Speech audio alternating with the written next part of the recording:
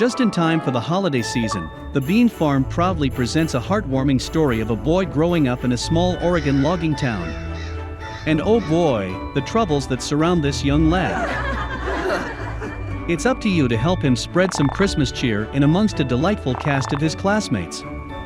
Watch as the world of characters help bring the world alive with their holiday cheer in colorful language.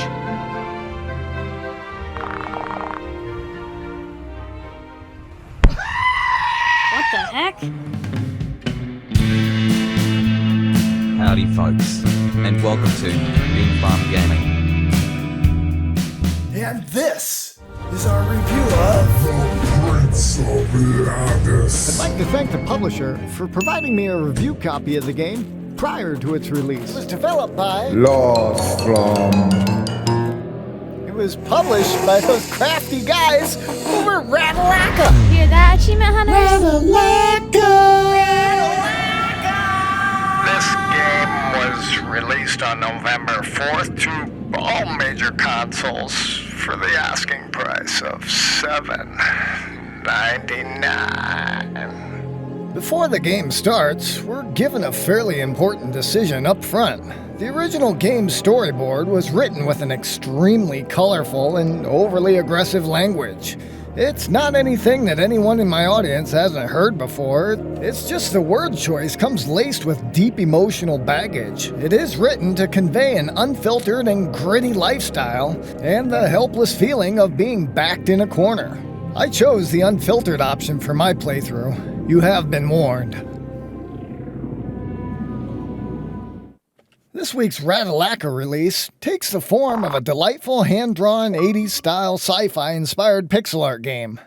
You're put into the shoes of our misunderstood hero, Evan, growing up being bullied in a small town in Oregon that strives on the local lumber mill. This is a less than thrilling setting to start our story. The game starts out with you getting your butt handed to you by some insecure local bully.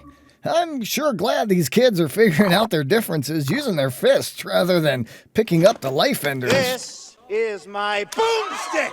But with this general feeling of not fitting in and overall loneliness, it sets the perfect scene to present the storyline hook. But let's talk about that later, shall we? Obviously, The Prince of Landis is a straight story-driven pixel art title. And for some reason, they decided to keep rigid tank controls in the game. Holy cheese buckets! I know, right? We sit here in 2021 playing this new release on the Xbox Series X, and it's got tank controls? Ah, seriously? Yeah, okay. So I'm basically telling you that you're playing a game that looks like it's stolen its base code right from the Atari ET game. Which is actually a funny coincidence, being that the game is about a boy who befriends an alien who crashed in his backyard and is stuck here on Earth. You're wrong! Oh Lord, please tell me you're wrong! Nope. So the controls suck, like some early Final Fantasy game, but they work well enough for moving your character from one point to another, so let's move on. The world is bright, colorful, and drawn to look homegrown and hand-drawn, which is great. I love it. I love it! If anything, I'd say the art style is one of the most redeeming and charming elements of the entire game design here. The storyline is damn near a visual novel, with more of a point-and-click adventure that relies on text to hold the bulk of the game in its grip. You're in my grip. Now, I don't really expect a fully voice-acted performance from Nolan North here, but for $8, I'm certain the game could push itself to a little higher level of polish, breaking out of the 8-bit game maker design threshold.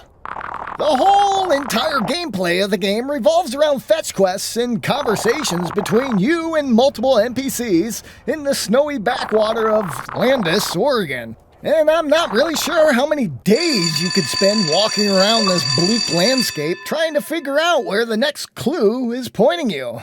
Luckily for people like me, there's a guide available from our friend, Bad Driver. Bad Driver, gonna save the day.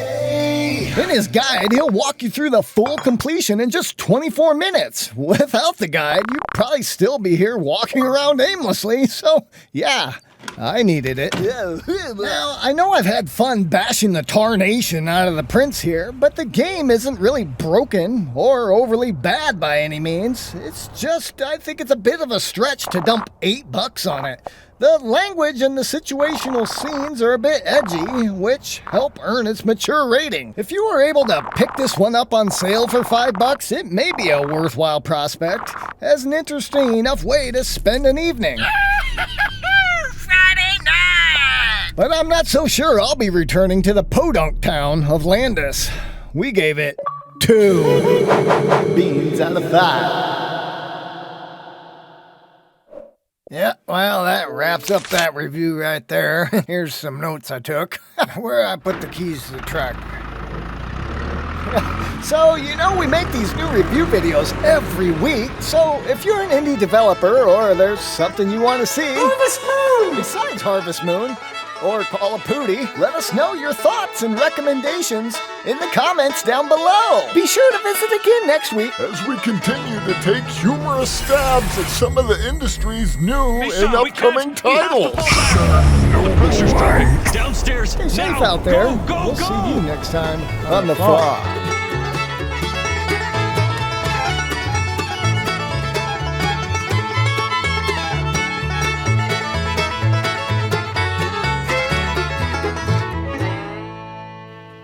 You're wrong. Oh Lord, please tell me you're wrong. Holy cheese buckets!